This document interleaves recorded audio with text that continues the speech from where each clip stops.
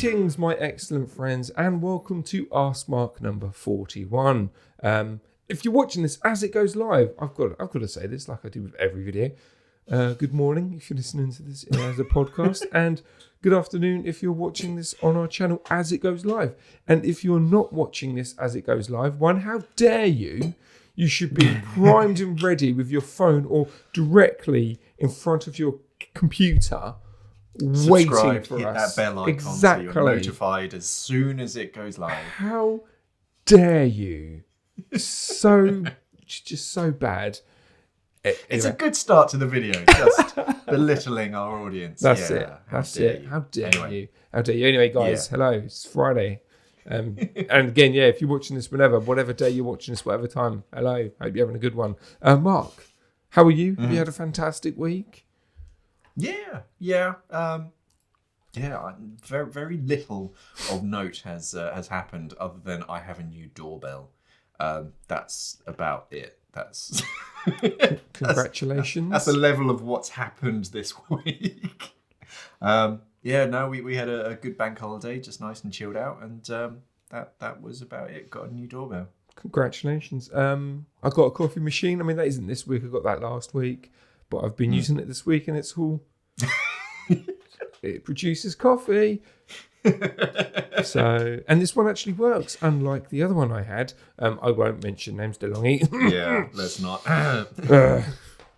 Anyway, let's swiftly move on. No one wants to hear about our first world problems with coffee machines and new doorbells. That can, I don't know, can make... In all honesty, there'll be a doorbell one day where you press it 3 times consecutively and then it'll automatically, activate the coffee machine. That's going to happen. Yeah, it's quite weird because it's all part of a system and all my house lights talks to itself. It literally, if someone presses my doorbell, my fire alarm announces it. You're like, okay, that's cool. It is cool. But where I've got 2 of them, there's like an echo effect. So I'm like, I need to find a way to just tell me on this. Yeah, tell me on this, please. Thank you. What you should do on one of your dogs, have a speaker. And then we're over there in the house. And then it links it. So the doorbell scans the person's face and it goes, your mum is at the door. It does that. Yeah. It recognises faces. Yeah. And it says such and such is outside if it recognises them. Yeah, that's quite creepy. See, I love that sort of thing. But also where I've got a bit older, I'm like, no, mate, you're not having, like I had all the speakers, I had all the tech where you could talk to one another. And I'm like, do you know what? I'm just going to unplug everything. It's all listening. Yeah. I mean, it doesn't matter anyway because I've got my mobile phone in my pocket. So, yeah. Anyway, guys, let's actually talk about scuba diving questions. Then Skynet taking over the world and killing us all. The first question is from Gal Godot, fan of the show. How's it going? Channel regular. She keeps emailing me and Mark. I'm like, Gal, can you just leave us alone, please? Just tone it down. Yeah, you're getting a bit too, I know we're famous, more famous than you. Can you please be quiet? Anyway, no, shut up, Sean. Let's answer the question. Gal asks, do you guys see more manufacturers that create only DIN fittings and not a DIN and A-clamp? ? I seriously don't see any reason to dive A-clamp regulators. I dive... she did it. She said it. Well, let's be honest. Yeah, anyway. And then in brackets she says, I dive an A-clamp Apex regulator because it's 15 years old and I don't have the money to buy a new one. That makes sense. Besides the benefits of a DIN fitting, I'm pretty sure clamp fitting is more material, which means it costs more money to make. So the old, if they're not arguing over split fins, if they're not arguing over the quarter turn, DIN versus A-clamp, you go to the our American audience is instantly writing as I talk right now. They're going A-clamp, DIN sucks, blah blah blah blah blah. Have fun with that, Mark. Let's anger people. To be fair, DIN is better. It is. Even from a non-scuba diving accident, the fact that you're screwing something into something, that generally means it's a lot more secure. Yeah, because the O-ring is trapped on the inside of the valve, so it's far safer. And there's a handful of manufacturers that make a select regulator in their range only in DIN, but a vast 98% of regulators are available in both A-clamp and DIN. For us, DIN far outsell A-clamp, but some people still want it, so you still provide it. There are still some scuba tanks out there around the world that are just A-clamp, so you do have to sort of provide for that. But yeah, A-clamp, they're heavier, they're bulkier, they can't go to as high of a pressure, and yeah, of like tank O-ring failures, I think all of the ones that I've ever witnessed have been on an A-clamp fitting, because it's so easy for that O-ring just to extrude, and that's it.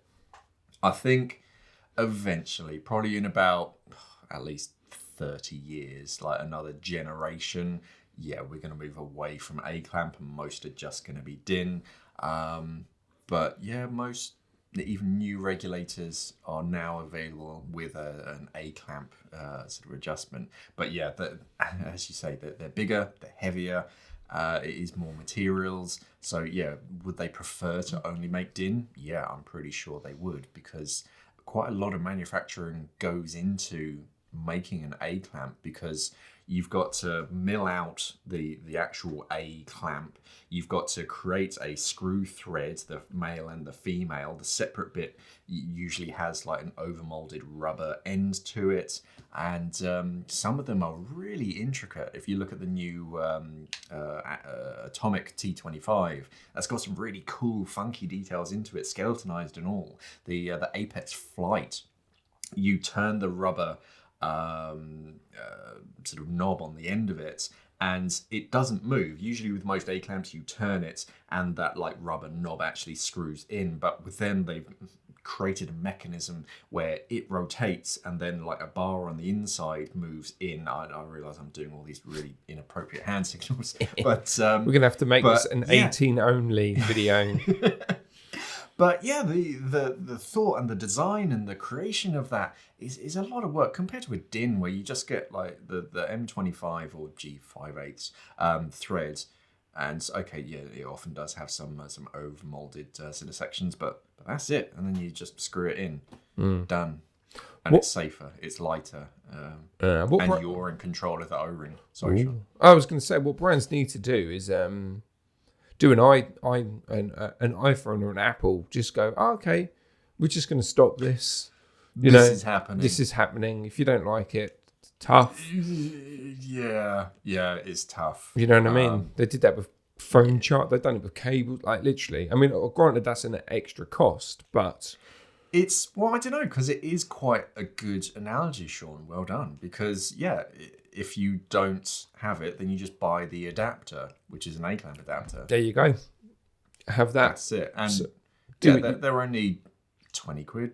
Yeah. You can get a decent A-clamp adapter. It doesn't have to be overly fancy. Thing is, that's all you need to do. Just have a main brand that do it, and then everyone else will just follow suit. Yeah. But if you are doing it sort of long term, having a DIN regulator with an A-clamp attached onto it, or an A-clamp adapter attached onto it, take it off between dives, because quite often, because it's two different metals touching one another, especially around salt water, they can literally fuse together and you will not be able to separate it, so do be careful with that one. But yeah, it's it'll happen, but I don't think it's going to be anytime soon. I think it's going to be another generation at least before we actually just get rid of and move on from A-clamp. Yeah, unless, like I said, scuba diver brands out there, look at Apple, and then just stop it. Oh, you want A-clamp? Here's the adapter. There you go. You make more money. And anyway, move on. What do you guys think? A-clamp, DIN. Let's have a good old chin wag. Don't open it. Oh no. Yeah, I've opened it up. Open up Pandora's box. Let me know your honest thoughts. And if you want to swear, replace the swear word with puppy, please. Yeah. Our filter gets rid of any naughty words. So if you want to use a naughty word, it's fine. Just replace it with the word puppy. That's our usual go-to. That is our usual go-to. But yes, let us know your thoughts. A-Clamp versus DIN. Should manufacturers go down the iPhone Apple route? Let us know in the comments, please. So question number 2 is from Sean.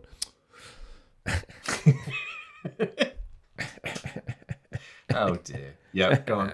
You got to get a real net. Anyway, he left this comment, on the Kubi Icelandic wool gloves. He says, Hi Mark, I just wanted to ask. I currently use the Fourth Element Thermo Dry Glove Liner, and I'm wanting to get a spare glove. Zero Therm. Yeah. Oh yeah, I forgot they spell it weirdly, don't they? Yeah, whatever. I want to get a spare glove. Would these be warm than other dry glove liners made from merino wool? Many thanks. So this is the old sort of adage of like natural fibres versus sort of artificial fibres. The natural stuff is incredible because it's had hundreds of thousands of years of evolution to perfect itself. 6,000 years old, Mark, or however old we are. So the Icelandic wool gloves are taken from Icelandic sheep.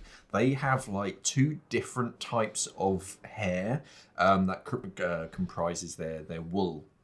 One is there for like waterproofing, and then the other one is more like a sort of insulation, so it sort of traps the heat or traps the air. So yeah, I think they are actually better, the natural fibres. Merino's pretty good. Merino's from New Zealand, isn't it, Sean? Yeah, the proper merino wool is from New Zealand. If you go for cheaper merino wool, or if it says it's made in Thailand, don't, because it's not worth it. No, it's awful stuff. Buy cheap, buy twice. Yeah. But yeah, I mean, Zero Therm, it is a clever material, and it is very, very effective. But yeah, if you are getting sort of cold hands, then it is worth sort of going up. And the Kubi, the Icelandic wool, is, because they do a few. They do one which is like alpaca. Cool. Which is pretty good, and I've worn them, and it's kind of, you put them on just to like see if they're like, because wool's usually quite scratchy, and you're like, oh, what do these feel like? And you're like, my hands are getting warm. That's impressive. The Icelandic ones, yeah, they are pretty good, and they're not bonkers thick neither, so you still have your dexterity, and they're designed for dry gloves as well, so they have quite a short sort of cuff, or at least you can roll it up and it's nice and snug. But yeah, either way, you're going to do fine. They're all specifically designed to keep your hand warm. But I do like the natural fibres. They are quite effective at keeping your hands warm. Yeah, it's like Mother Nature knows these things. Yeah. They've tried and tested and done all these kind of things. Granted, the polyester or polyethylene, whatever it is, wasn't available to sheeps when they were evolving. But losers. They've come out with nature's most effective, and it works for them. So yeah, it works for us. Cool, man. My only other little bit of advice is, if you go for a blend, just make sure that there's more natural than synthetic. So as long as you do that as well, okay, you'll be good to go. Cool, man. All right. Wicked. Yeah. All right. Let's go on to the next question. It's from Sass. I'm not going to say the other half of your name because it's like Axolotti. There we go. I'm going to say that. Yeah, that's it. Axolotti. Sass Axolotti. Thanks. Where's my biscuit? I want a donut, actually. Anyway. Boink. Ooh, thanks. Yeah. They say, hello. I'm having trouble with cooling down too much in between dives, and then being too cold in the water for this second dive, mostly upper body. I get even colder after the second dive, only really warm up after I've had a shower. I wear a 7mm wetsuit, which I keep on the surface, and a 5mm infrared gloves. Wow, cool. Yeah. I also brought tea and some food last time, which did help a bit. The water temperature was about 20 degrees C at the surface and 10 at 20 meters. Do you have any advice? Take a radiator with you, or a hot water bottle. Yeah. A thermos flask. It's tricky. It's tricky because you have to be quite careful with warming up in between dives. If you're wearing your wetsuit between dives, that's a double-edged sword because you are sort of keeping yourself in that sort of, the only thing that's keeping you warm is your own body heat, and it is going to slowly radiate out. So it's almost better to actually get dry between dives and sort of keep yourself covered up, and then get back into your wetsuit for the second dive.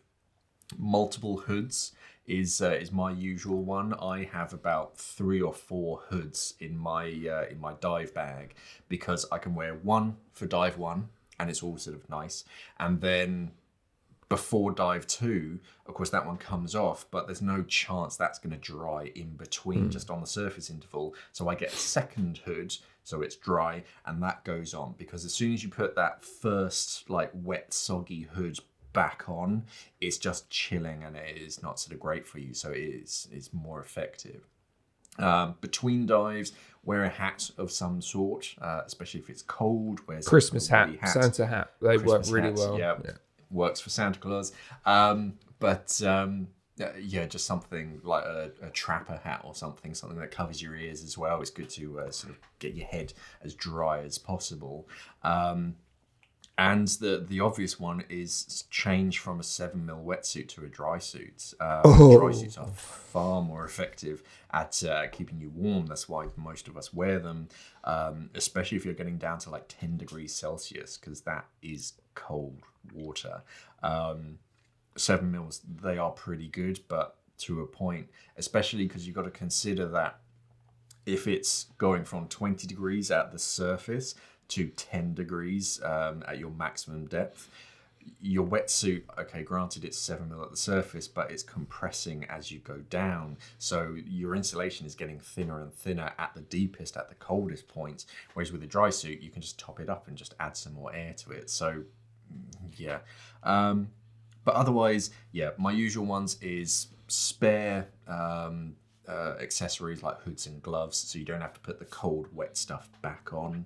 Obviously, it's an extra expense, but it will make a world of difference. Try and dry yourself off as much between dives. Try and avoid radiators and like quickly warming yourself up, because as soon as you do that, you accelerate the decompression in that specific area, so you can get some sort of ghost bubbles and stuff, which can be quite dangerous. The reason why sort of tea and food works to warm you up is, one, because you're getting hot water literally into your core, but also as your digestive system starts to wake up, it's all sort of reacting, it's creating heat, it's ectothermic, so that's going to help to sort of warm you up. So yeah, but you want your body to warm up naturally. You don't want to accelerate it too much. But if you can maintain your body temperature, it's much better for your diving, your decompression. So sort of dry suit is probably worth looking at investing in. Awesome.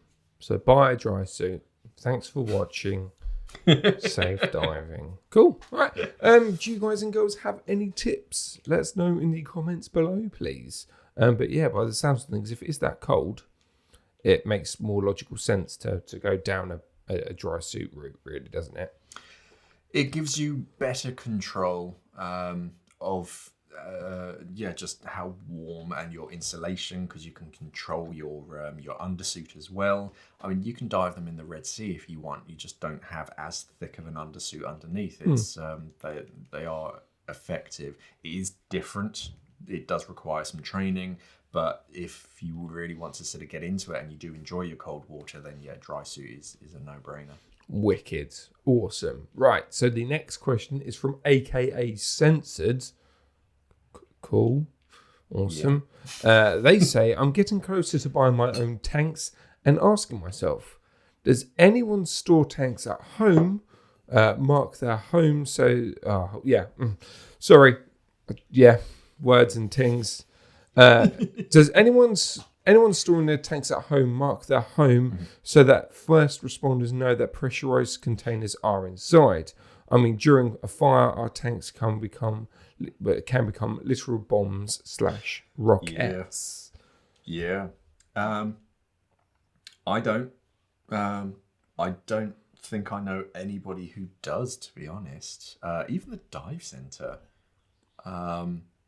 But it's basically those green diamonds that you see on the back of vans and stuff, and yellow if you have sort of enriched air nitrox. I put one on my car when I'm driving, but I don't have anything marking my house that says, "Oh, warning, there's such and such inside."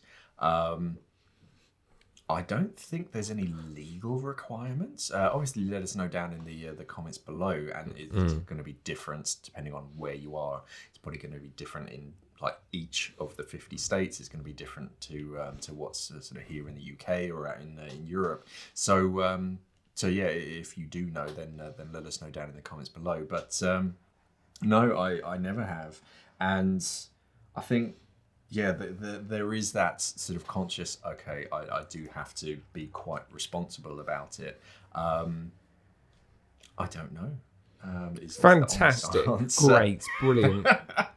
Thanks for that comment.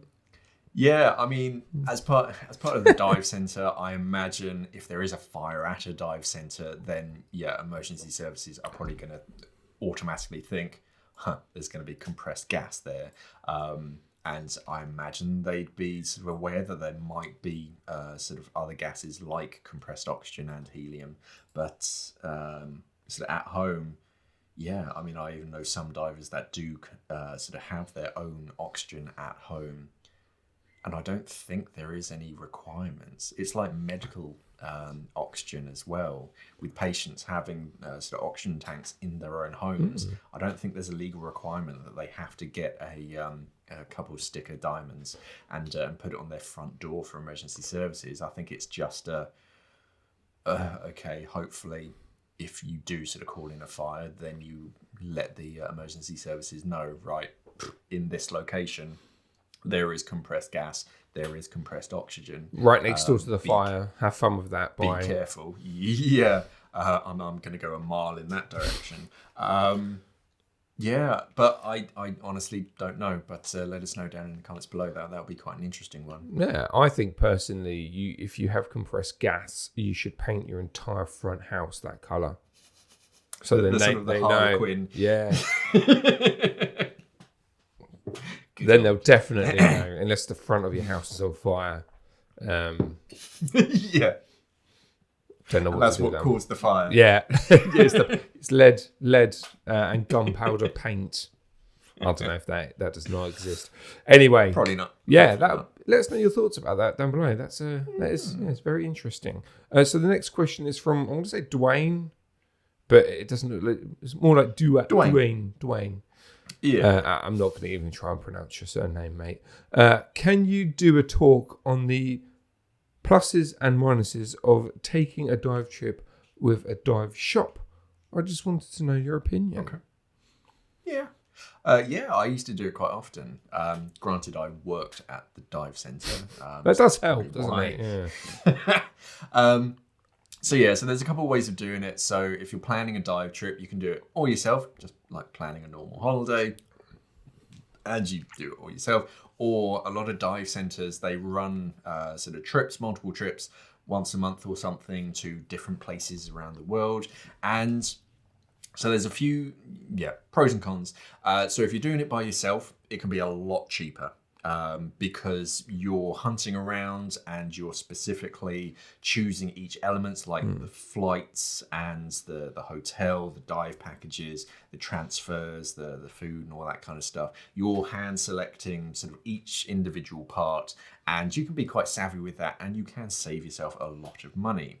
But the downside is you're going, and that's it. So it can be a little bit lonely. Granted, when you get on the dive boat, you do get to meet certain people, but you'll often find that people come and go. So you get talking to someone, and then after you leave the dive boat, you never see them again. So it's quite hard to sort of make meaningful sort of friendships and have sort of long-term conversations over the entire trip. Oh, make friends. Yeah. Oh. Well, it's kind of boring if you're just kind of sat on the boat during your surface interval and all you have is like your logbook. Yeah, it's better if you can sort of have a chat and just sort of talk with people. And Netflix. Out in the middle of the ocean. Yep. Doesn't really exist. It does. The new shearwater dive computer is sponsored by Netflix. It's going to be amazing. It has worldwide 5G. It does. It's well good. No, and if you miss something out, then you're kind of stuck. You have to sort it out yourself. If you forgot to get like transfers from the airport or whatever it is, then you have to sort that out. Whereas if you're doing it with a dive center, they've sorted it all out, so they've gone from literally the beginning to the end, so everything is sorted. They usually, it depends on the dive center and it depends on the travel agency or whatnot, but usually if they sell something like 10 spaces, they get one free, so they send a staff member, and then the staff member sorts out any kind of issues and makes sure that everyone's getting where they need to and all that kind of stuff. And you go with a group, so you spend the entire week sort of with that group, and you get that sort of community, as it were. If it's a liveaboard, then you're kind of stuck on the boat, but you do still have some sort of privacy. If it's shore-based, then you can do your own thing if you want to. But the gang, the group will usually go to like a certain restaurant or something. So you get that sort of community holiday, but you do have some independence as well. You're not forced to just follow the group. Oh no, you're forced, mate. You'd have to do it. One of us. So yeah, but there is that sort of extra commission that you have to pay on top of it. So yeah, I mean, I do like going as a group just because, it is a bit nicer than just kind of like traveling by yourself, because scuba diving is a social sport and we do spend a lot of time with people. Until you get in the water and then everyone else is just shush. And it can get to the point where if a dive boat doesn't have enough people, if you're going out of season, then they can literally just kind of turn around and say, oh, sorry, actually we're not going out today because it's just you, and it's literally not worth them to get the boat out and take you out to this dive center, dive sites. So it's, whereas if there's a group of 15, 20 of you, then it's very rare that it will ever get called off. So but I just like going with the usual gang, and then you meet some new people and all that kind of stuff. So that's kind of what I'm paying for, and the security as well, that everything's sorted. I don't really have to worry about anything. I've paid for all of this, so and it's all sorted, and I haven't forgotten anything. Cool. Awesome. Yeah, it makes sense. Guys and girls, what are your thoughts? Do you opt for a dive shop or a dive centre trip over than doing it yourself? Let us know in the comments what route you take and why. So the next question is from, I'm going to say Joel. It has 2 dots over the E, so it could be like Jolie or something. Joel. Yeah. Anyway, they say, about small air volume masks like freedivers, why aren't all masks with low air volume? They're not more expensive. They actually seem a lot more comfortable. I just wonder why regular scuba diver masks exists. Anyone? Yeah, that's quite interesting, because I think that was actually on the weirdest dive invention video that we did a couple of weeks ago, and I mentioned that with the old like oval dive masks, you could actually buy inserts, like rubber inserts that you put into your mask that sort of eliminated a lot of the airspace, so that you had a low volume mask effectively. Why aren't all masks low volume masks? Well, there's a couple of reasons. The one main reason is your field of view. As soon as you have a low volume mask, lower volume on the inside, the glass lenses are that much closer to your eyes, but actually it can reduce your field of vision. So it kind of puts your blinkers on. And granted, a lot of the designs are made so that it increases your field of view, but to a point, you're always going to see that frame. Whereas a large volume mask, you're going to have much bigger field of vision. For scuba divers, doesn't really matter that much because we can always equalize it, and we're always trained how to sort of clear a mask. But a low internal volume isn't really an issue for us because we can sort of equalize and clear it that easy. For freedivers, of course, they're going down just with their lung full of gas, so they can't waste gas equalizing it as they go down. They need that to respire. But it also means that you get a lot of extra sort of features. So some low volume masks, they'll only have like a single sealing skirt. They won't have that second internal seal, so it's only one point of attachment onto your face. So larger masks do tend to have a better sealing surface. The frames just hold the overall shape and the structure, makes them a lot stronger as well. And yeah, the aesthetics as well kind of has to come into it. A lot of like freediving masks, they give you quite an aggressive profile. You look quite a lot like a Batman villain with a lot of freediving masks.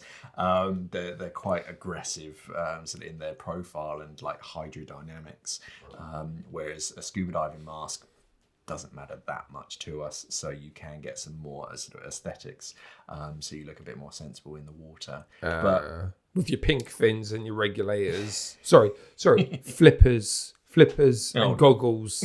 That's the official name. Sorry, guys. I know you get angry when I've never heard someone call them split flippers. Flippers. That's no. That's a double whammy. They wouldn't be split. They'll be slit flippers if you're gonna do it.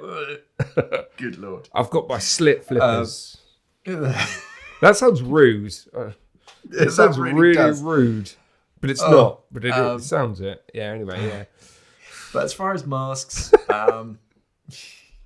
yeah, I think the main reason is the overall field of vision. Bigger volume masks can have larger bits of glass, so you can physically see and be a bit more sort of aware of your surroundings. Whereas low volume masks, they do the best they can, but they do tend to put a bit of blinkers on, so it is a little bit harder for you to see your peripheral. And that's really it. Why we don't have. I mean, a lot of the frameless design masks, they're not specifically tailored or described as low volume, but they're relatively low volume. You don't really get high volume masks anymore. You don't get those big. I mean, you can still buy them. Some manufacturers do still make the big oval window masks. They're cool. They're the coolest. They're cool, yeah, mate. They are cool. I think Boshat still makes them, but I don't think they're particularly popular. Bring it back, mate. 2023. We're going to have the Simply Scuba oval mask, one-piece glass, with the neoprene strap from the scope. It's future and past together. No. You heard it here first. And last. No, there's no real sort of benefit to it because a lot of that like oval shape is just kind of lost because our actual field of vision isn't a perfect oval. It's not about that, Mark. It's about looking cool. That's all it is. It's not practical. It's about looking cool. Retro. That's what you got to do, Retro is probably the best way. Yeah, looking vintage is the best way to describe that. Exactly. But equalizing isn't quite as easy because you got to get under the glass and around your second stage. That's because equalize. You're one of those modern boring divers. You're not manly enough. You're not vintage enough, should I say? If you're a real diver, you know how to compress. You can wear a commercial diving helmet and still manage to pinch your nose to compress. Yeah. Well, even they have their little bar. You just push on the little thing and you get a little tray. There you go. So there we go then. So when we create that mask, we'll put a little bar in, and then that's we're going to put a little bar. You push a little toggle, and it just goes like that. You heard it here first, guys. That's one question in full face scuba masks is like, well, how do I equalize? Because my entire face is covered up. But yeah, if you look on the inside, there's two little like silicone nodules that sort of go into your nose, and you basically push your nose onto it. That blocks your nostrils, and then you equalize from that. That's you can, actually rotate them, move them up and down. That's wrong. What you got to do is you got to find the most fragile piece of coral and smack your mask right into it. No, just take the mask off, equalise, put it back on, and clear it. You're fine, guys. You're fine. The first time I did that in my training, full face mask training, you don't expect it to be that powerful. You expect you take the mask off and you're breathing from your octo, and you're like, okay, this is fine. And then you put the mask kind of back onto your face, but with the straps not done up. And you're like, okay, I quite like to breathe and be able to see now. So you push the purge button, but it comes out so powerful because it's still at like 8-9 bar, depending on your first stage. And it just makes your whole mask just go thump away from your face. You're like, okay, I need to do that again. Hold on to it this time. Might help. Yeah, they're really good at clearing. But yeah, it's like putting your face in a dishwasher. It's just... That's what I love doing. That's my hobby. I've actually modified my dishwasher so it's got a hole in it. Stick my face. It's part of your beauty regime, isn't it? It is the dishwasher. You don't get these types of wrinkles, mate, without the dishwasher. Wrinkles are sex. 2022, guys. Crow's feet and wrinkles, they're in. They're hot, mate. They're the sexiness. Anyway, let's swiftly move on. We actually have a bonus question this week. Yep. And it's from Anas. And they say, how do you guys travel with dive knives? Pretty easily, just in its sheath and then on its side, or in your underpants. In my underpants, yeah. In my underpants. In my underpants with no sheath pointing out, but inwards. So the handle's going out and the point is going into your bits. It's the only way. No, I mean... traveling with dive knives, obviously it does open up a lot of sort of questions because, if you get pulled over by the police, in our country especially, it's not really the done thing to walk around with knives. Traveling through airports, obviously, it's going to raise some sort of curiosity. But actually, when it's mixed with a lot of scuba diving equipment, like airport staff, they're quite used to seeing dive knives, and dive knives nowadays, they're not the big like machetes of yesteryear. They're quite succinct little dive knives nowadays, so it's not going to raise too many eyebrows as long as it's like mixed in with a mask, a pair of fins, and some regulators, and a rocket launcher, and a gun, and a nuclear bomb. As long as they see it with the rest of your dive gear, they'll go, yeah, okay, that's fine. As long as it's not a bonkers knife or anything, like a modern dive knife, then they're okay. It's not going to raise any sort of red flags. If you're at home and you're driving to and from a dive site, again, it's hopefully going to be inside your kit bag. And it's with the rest of your dive gear. So even if you are pulled over and they do kind of see it, it's with a wetsuit and a BCD and all that kind of stuff. So you're not going to get in trouble because it's then technically it's safety equipment, it's sporting equipment, so it's not an issue. If you just had your dive knife like in the door well of something of your car, that's going to get taken off of you. If you have it just in your pocket or something, that's going to be quite hard to be able to explain yourself out of that. But if it's with a whole bunch of other dive equipment, you should be fine. They're kind of used to that, and it's not a zero tolerance, because as divers, we need a dive knife. We need some kind of cutting device because, it is for safety. And a lot of dive knives nowadays, even the pointy ones aren't overly pointy. Most of them nowadays are blunt tip, so they're not particularly offensive. It kind of makes sense that they are as least offensive as possible. They are a cutting tool. They're less a knife. They're more of a cutting tool for safety instead of for stabby. So yeah, you should be fine. But just keep it with the rest of your dive kit, and yeah, you should be fine wherever you go, as long as it's not a really bonkers dive knife. Cool, nice one, excellent. Yeah. Keep it in its sheath, I guess. Keep it in its protective. Yeah, it doesn't need to be out, does it? Yeah, makes sense. No, yeah, that's it. Yeah, throw it in your kit bag, and yeah, you shouldn't have any issue, even if they do go through it all. It's a matter of, you can have a crowbar in the back of your car, but if you only have a crowbar in the back of your car, it's a bit suspicious. If it's mixed in with a whole bunch of other tools because you're a craftsman, what if it's mixed in with that other bunch of crowbars? You've got then you might be a crowbar salesman. Yeah. Door-to-door crowbar salesman. Do you reckon that ever existed? I'm sure it did at one point. Yeah, I imagine. Yeah, someone had a special such and such wrecking bar or something. But if that's all you have in the boot of your car, along with gaffer tape, some gloves, and a mask, you're going out equipped to steal. So yeah, it's all in context. Just have it with the rest of your dive kit and you should be fine. You should be fine, excellent. So if you want to cover up a murder, just take dive kit with you guys, and then just assume that you're a diver, and then you can go stab some people. Please do not do that. That's not blood. That's red algae. Yes. Red algae. Yes. That's not a finger. That's an eel. No, don't test it. Oh dear. Cool. Right. Well, that's it. I've enjoyed today's episode. It's a bit of bounce. It's been really good. So thanks, Mark. Thanks for letting me do this once again. You're welcome, Sean.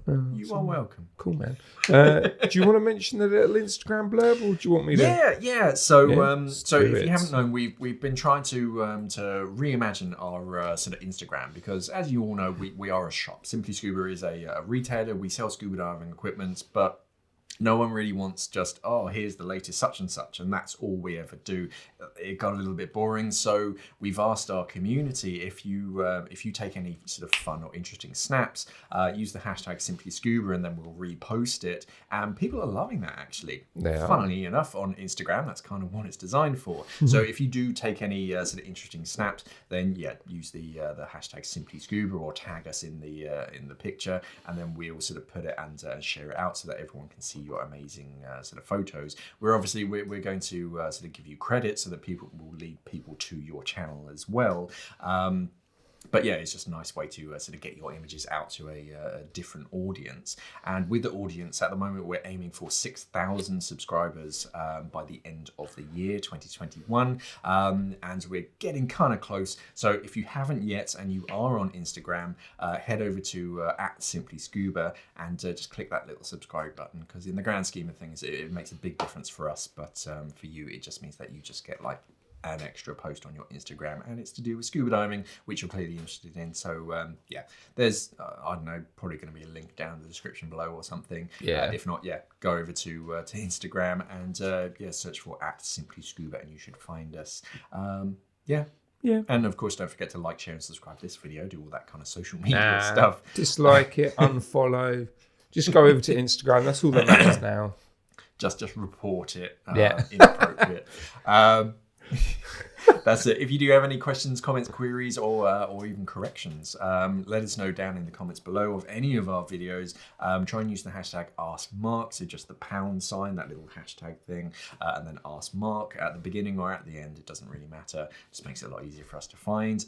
Let us know, and we'll mention it in next week's show. Thank you for watching, everybody, and of course, safe diving. Stay classy, scuba divers.